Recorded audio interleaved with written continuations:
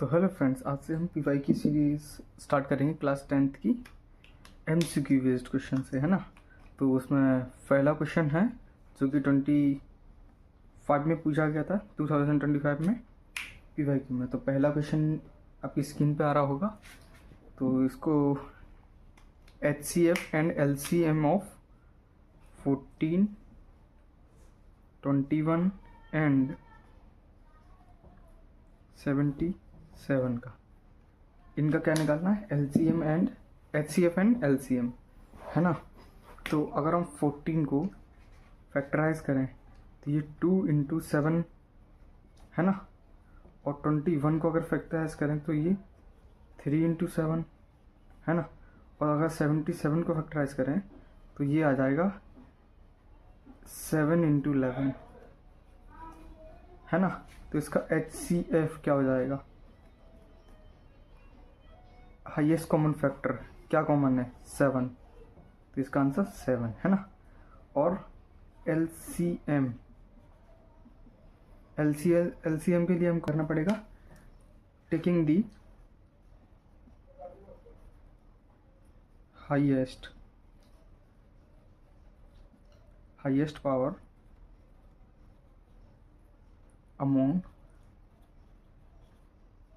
All factors. इसका मतलब क्या हुआ, इसका मतलब ये हुआ कि 14 है, 14 के अंदर कितने फैक्टर हैं, 2, उनकी हाईएस्ट पावर क्या है, 2 की पावर 1, 7 की पावर 1, इधर 3 की पावर 1, 7 की पावर 1, 7 की पावर 1, 11 की पावर 1, है ना। तो हर फैक्टर्स में जितनी पावर उतने टाइम हम इसको लिख लेंगे, 2 × 1, 7 × 1 × 3 × 1 × 11 × 1। इसका आंसर क्या आएगा, इसका आंसर आएगा 462। तो इसका नंबर, इसका मतलब ये हुआ कि आपका ऑप्शन नंबर सी जो है वो करेक्ट हो जाएगा।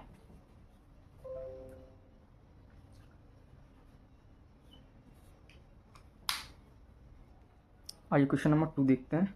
तो क्वेश्चन नंबर 2 ये बोल रहा है, the value of x for which the polynomial 9 - x² and 6x + x² + 9 vanish simultaneously.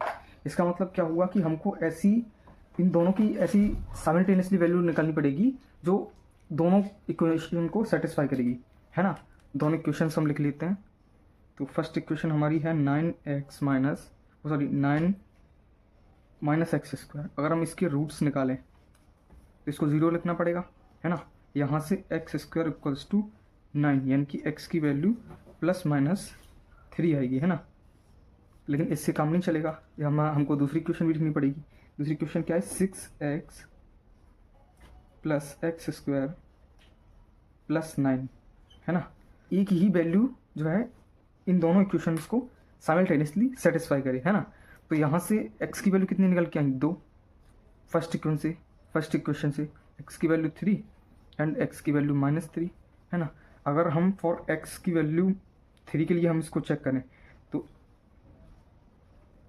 3x की जगह 3 रख देंगे, है ना, +9, 18 + 9² 9 और ये 9 18, इसका मतलब ये होगा 36, नॉट इक्वल्स टू 0, 0 के इक्वल आना चाहिए था। क्यों, क्योंकि अगर ये साइमल्टेनियसली सेटिस्फाई करेगा, इसका मतलब ये 3 जो है इसका भी रूट्स होना चाहिए। और रूट्स होने का मतलब अगर हम इसमें रूट्स की वैल्यू रख देंगे तो वो 0 आनी चाहिए पॉलिनोमियल, लेकिन यहाँ तो नहीं आ रहा है। तो हम लिखते हैं कि फॉर x = -3, है ना। अब हम फॉर x = -3 के लिए करते हैं तो ये क्या हो जाएगा, 3 × -3 + -3 का होल स्क्वायर + 9, है ना। तो ये हो जाएगा -18 एंड दिस वन इज 9 + 9 और ये 0 भी आ रहा है। तो यानी कि इसका ऑप्शन नंबर डी सही हो जाएगा। -3 एक ऐसी वैल्यू है फॉर x की कि जो दोनों इक्वेशन को वैनिश करेगी साइमल्टेनियसली, है ना। क्वेश्चन नंबर 3 करते हैं ना। तो क्वेश्चन नंबर 3 बोलता है कि if the square of difference of zeros of quadratic polynomial y² - py + 36 is equals to 81। इसका मतलब क्या हुआ, इसका मतलब ये हुआ कि let's say alpha and beta are zeros, है ना। Then according to the question इन दोनों के स्क्वायर का डिफरेंस वो क्या दे रखा है 81, है ना। और हमको इक्वेशन क्या दे रखी है y square plus p y plus 36, है ना। अगर हम इस इक्वेशन से दो चीज़ निकाल सकते हैं, वो क्या होगी कि अल्फ़ा बीटा का सम ऑफ रूट्स, है ना, वो क्या हो जाएगा माइनस पी, और अल्फ़ा बीटा का प्रोडक्ट यानी कि प्रोडक्ट ऑफ रूट्स वो क्या हो जाएगा 36, है ना। देन हमको बतानी है then the value of p की वैल्यू हमको बतानी है। तो हम इसको ऐसे कर सकते हैं कि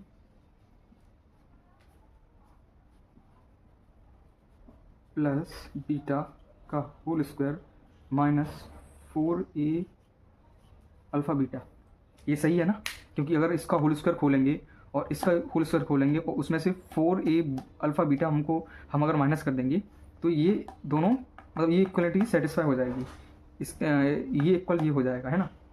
तो हम इसकी वैल्यू अगर पुट कर दें, ये दो वैल्यू हमने इससे निकाली है, अगर हम ये यहाँ पर पुट कर दें तो -4 × 36 और इसकी प्लस की वैल्यू क्या हो जाएगी -p², और इसकी वैल्यू हमको 81 दे रखी है। यार ध्यान रखना, यहाँ पे बहुत से बच्चे क्या करते हैं 81 का स्क्वायर कर देते हैं, लेकिन हमको वो नहीं करना है, वो ऑलरेडी हमको गिवन है ना। तो यहाँ पे 81 = p² माइनस इसको करोगे तो 144, है ना। और अगर हम इसको सॉल्व करेंगे तो ये p² = 225 which is equals to √15 यानी कि ±15। तो इसमें कौन सा ऑप्शन सही हो जाएगा, ऑप्शन नंबर